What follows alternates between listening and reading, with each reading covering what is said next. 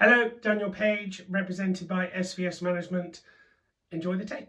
Thank you very much. Ah! In moments like these, they say your life flashes before your eyes. Well, mine only seemed to go to the back of the start of this whole mess. So there I was. No, that's not me. I'm over here. For someone running the lights, you're not so bright, are you, kid? All right, I'm sorry. You win. As I was saying, there I was. Stan Shakespeare, out on his early morning walk looking for a light. That's not a crack at you, it's for my cigarette here. Jesus. Hey, buddy, can I bum a light? I was feeling pretty bad about myself, trying to bum a light from a bum. I'd sunk lower than the Titanic and I was still on the way down. I tightened my belt so much it was basically a tourniquet. It had been days since I'd felt my legs, but at least my paper is free. The swells around here just leave them unread and unopened on the doorsteps every morning. Screen, starlet, stabbed. They say deadly is the female, but this dead female is Lee Lakeworth. She was one of the brightest young starlets in Hollywood, hand-picked out of the chorus by director Bet Hawksman for a leading role in Dolly LePan's latest genre-defying epic, Cowboys and the Chorus Girls in Space. Now, don't pick me as some trade-reading Hollywood sycophant. I hate the movie business. The only reason I know this is because my assistant told me when Lee came into my office looking for help. I remember it like it was yesterday. It was the day before today. I was trying to decide if I was the kind of guy who said either or either, but I figured either was fine, so I'd use either. I was in my office and my assistant was busy outside filing her nails. Howdy, partner. You'll have to excuse my unshod hooves here, but when these dogs, they get to barking, the only thing that'll settle them is an old-fashioned rub-down. I was here to see what I could sniff out. The overwhelming smell right now is of ham. You want a drink? Sure. Bourbon? Sure. Neat? However it goes. I like you, Hoss. You're a man of few words. Better to keep your mouth shut and risk looking stupid than talk and prove it.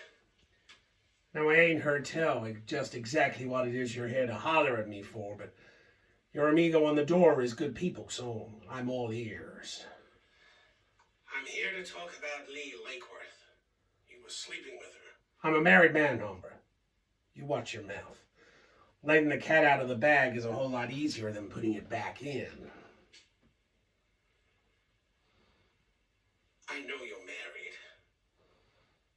Just like I know you're an actor. Not a cowboy. Let's talk. Listen, pal. I know we all got some pieces of crazy in us, but yours is bigger than most.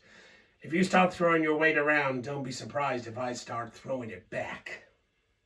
You've got about 30 seconds before I rearrange those matinee idol looks into something more B-movie horror. I'll say it one more time. Let's talk. Delicious. A real-life gumshoe. You've got me.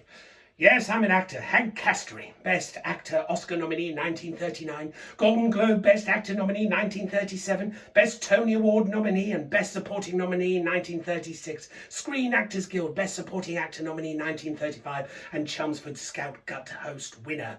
Take that. I'm at your service, but you're the real McCoy, aren't you? What's your name? Stan Shakespeare. Of course it is. Exquisite. Probably hard-boiled with a poet's moniker. Look, there is talk of a juicy starring role for me as a detective, and you've got just the right energy. Do you think I could shadow you sometime? I don't even like my shadow shadowing me. I don't even like my shadow shadowing me. Ah, brilliant!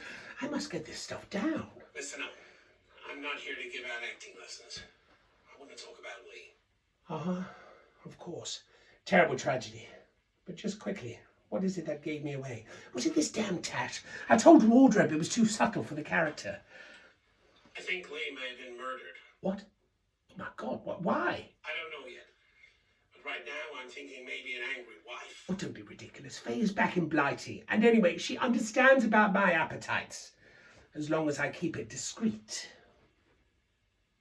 Your wife is called Faye Castery? No, Castery is my stage name. Faye Castery. Well, that would be a ludicrous name. No. Faye took my legal name.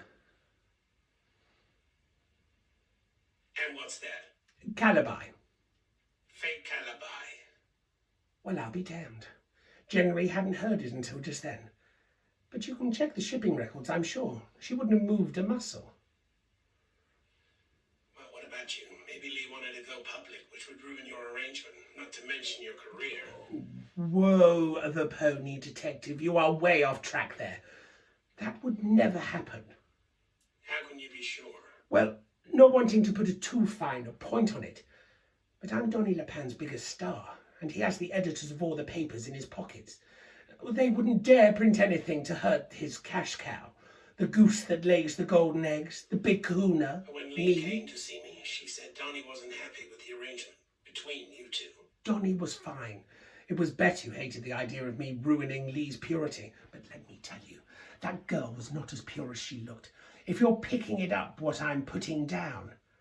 Now, if you'll excuse me, I'm needed on set. Adios, amigos. Ow. Oh, gosh. I didn't see you there. Oh. One key tool in a detective arsenal is the stealth of the nail. Pardon? Come on, Oliver, pull yourself together. The key tools in a detective's arsenal. I see. I'm a detective, you see. Oh. I've been sent to ask you some questions.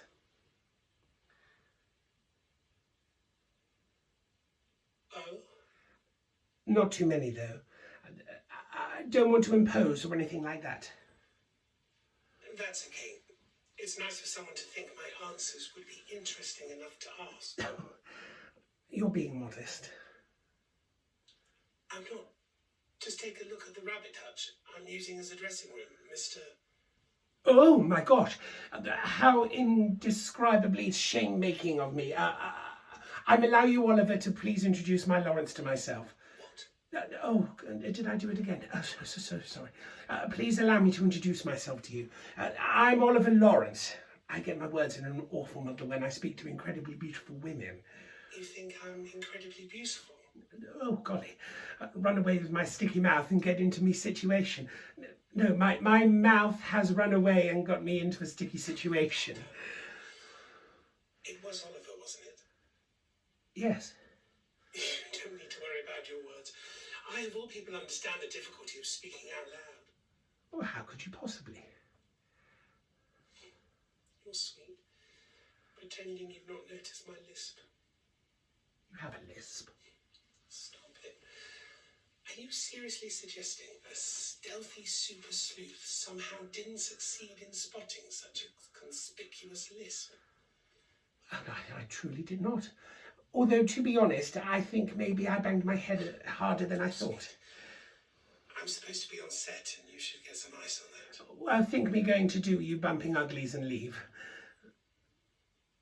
Oliver. Sorry, do you think it's going to leave me an ugly bump?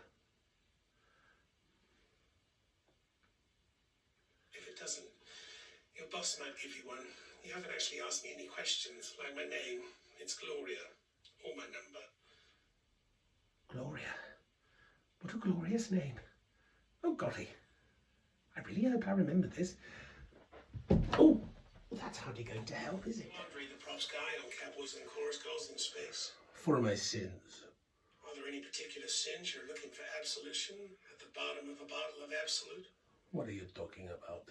Who are you? Go walk the bear. Stan Shakespeare. I'm a detective. Looking into the death of Lee Lakeworth. Oh, Lee. What a waste. And what a waste. Such a figure she has. Had. Oh, poor Lee. She was going to be my wife, you know. You were engaged? Not yet, but soon. I thought she was dating Hank. Are you saying she was dating both of you? No, only Hank. What are you talking about? There is a phrase in my country. Serunca cabronscarneton. Don't leap like a frog into the concrete. It means be patient. I was happy to wait. And eventually Lee would be mine. But now she's All gone. right, pull yourself together. I need to know what happened on set yesterday. You're the prop master. How could the knife get swapped out without you noticing? I'm not one for pointing fingers too soon, but things don't look great for you. You're right. It is my fault. You swapped the knives? No, of course not. I would never have hurt the lay. Then how is it your fault? I did nothing when I saw someone acting oddly yesterday. You're a defense kid. I've seen the footage. Plenty of people were acting oddly. But there was someone being very suspicious on set. I noticed him by my props table, but I failed to act. Now I've lost my future wife. Well, if you tell me what you saw, perhaps I can find them and bring them to justice. My memory, the vodka, is no good. Try. Who the hell are you, see? I'm Stan Shakespeare. The detective? The very same. What do you want with me? I want you to confess to the murders of Lee Lakeworth and Hank Castery. You think I killed Lee and Hank? He was my biggest star and she was going to be huge. Huge, I tell you. Now what do I got? 2 silent actors in the age of the talkies. The deaths have killed me. I ain't buying, bub. You'll be raking in the cash after their deaths. You're blowing smoke, Buster. I know your finances were in trouble. Benny Nibblesly told me. What have you done with her? Oh, don't worry about her. She's been taken care of. You're a monster. I can't believe you were willing to profit from the deaths of innocent people. Profit? Don't make me laugh. With them all dead, everyone has bolted, see? Vanished into the ether. My investors were already losing faith, and with this, I'll be lucky to hang on to even John Davis cash. Everyone has pulled their money. What? I'm stony broke, Stan. I've been struggling for a while, but you already know that if you've spoken with Nellie. A conversation that cost her her life. Oh, don't be ridiculous. The dame is fine, see? You said you were taking care of her. Exactly the same phrase I heard one of your heavies using as he lumbered off to do her in. I used pretty much my last dollar to give her redundancy. She's swell. A numbers whiz kid like her will work straight as an arrow. I'm done. Do you want a drink? Join me in a drink. Compliments of the competition. A sure sign the vultures are circling. But what about morbidity marketing? I haven't thought about that for years. We were horrified when Trish suggested it.